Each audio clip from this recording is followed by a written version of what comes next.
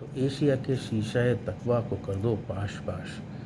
जब अमल इस पे किया, जब ये सब जो तरगीब थी, जो इंस्पिरेशन थी, जब इस पे अमल किया, तो जब अमल इस पे किया परियों का साया हो गया। जब अमल इस पे किया परियों का साया हो गया। इधर जवानी की उमंग और उनको आशिक की तलाश। वहाँ की जो औरतें थीं, इधर जवानी की उमंग और उनको आशिक की तलाश। फिर कहाँ मुमकिन था कि एक सीमी बदन गुंचे दहन दस्ते नाजुक को बढ़ाती और मैं कहता दूर भाग। फिर कहाँ मुमकिन था कि एक सीमी बदन गुंचे दहन दस्ते नाजुक को बढ़ाती और मैं कहता दूर भाग। तो ऐसी सिचुएशन में जहाँ ये तरगीब थी, ये इंस्पिरेशन थी कि तुम जाओ अंग्रेज़ी पढ़ो, उन लोगों के साथ मिलो, वहाँ बैठो, उन लोगों के साथ ताश खेलो, क्लब पे नाचो, उन लोगों के नाचो और उन लेडीज़ के साथ में संबंध बनाओ अपने। ये सब तरगीब हमको कौन दे रहा था? हमारे अपने लोग। जब हमारे अपने लोग ये तरगीब दे रहे थे, फिर हम उस वातावरण में चले जा रहे थे। तो दरिया की तेज़ धार के बीच में हमें किसने भेजा? अपने ही लोगों ने। तो जब अमल इस पे किया परियों का साया हो गया। इधर जवानी की उमंग और उनको आशिक की तलाश। फिर कहाँ मुमकिन था कि एक सीमी बदन गुंचे दहन दस्ते नाजुक को बढ़ाती और मैं कहता दूर भाग। फिर ये कहाँ मुमकिन था कि एक सिल्वरी जैसे चांदी के शरीर वाली स्त्री आती, जो गुंचे दहन जो दहते मतलब हॉट होती और अपना हाथ नाजुक हाथ मेरी तरफ बढ़ाती और मैं हाथ झटक के कहता जा दूर भाग। तो it was simply not possible. तो ये जो सिचुएशन थी, ऐसी सिचुएशन होने के अकबर आबादी कह रहे हैं कि ऐसी सिचुएशन हम खुद क्रिएट कर रहे हैं। तो ऐसी सिचुएशन में उन्होंने जाके कहा कि हज़रत सैयद को जाके अर्ज़ करता कोई काश। हज़रत सैयद को जाके अर्ज़ करता कोई काश कि दरमियाने कारे दरिया तख्तबंदम कर दई। अब सुनिए ये शेर का मतलब।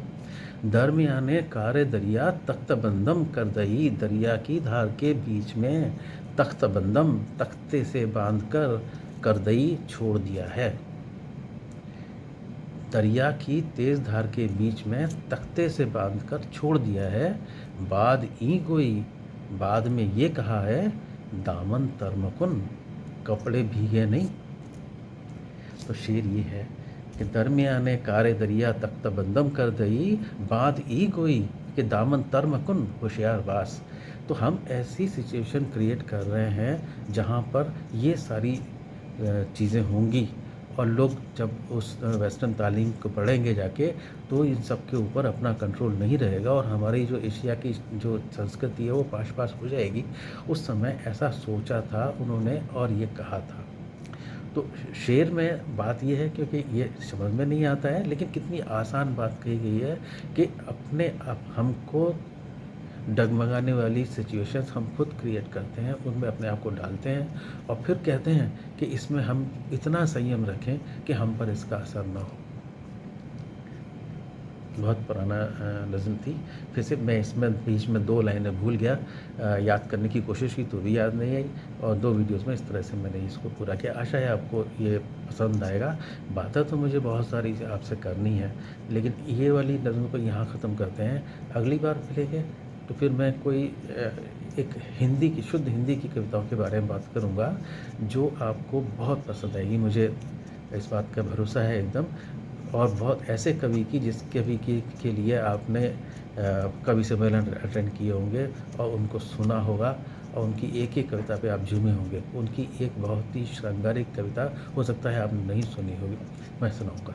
हाँ, एक ज़रूर आपसे गुजारिश है कि ये नज़्म आपने सुनी, अगर आपने इसे पहले कभी सुना है या किसी किताब में ये अवेलेबल होती है या कहीं से भी आप इसकी खोज कर सकते हैं, तो मुझे उसका लिंक भेजिएगा और इस पूरी नज़्म को बताइएगा, क्योंकि मैं करीब 2 या 3 लाइनें इसके बीच में भूल गया हूँ। अगर कोई बताएंगे तो बहुत अच्छा लगेगा मुझको। थैंक यू, आपने मुझे सुना और अगला वीडियो भी ज़रूर सुनिएगा, क्योंकि मैं जो हिंदी में वो कविता सुनाने वाला हूँ वो आपको बहुत पसंद आएगी। धन्यवाद।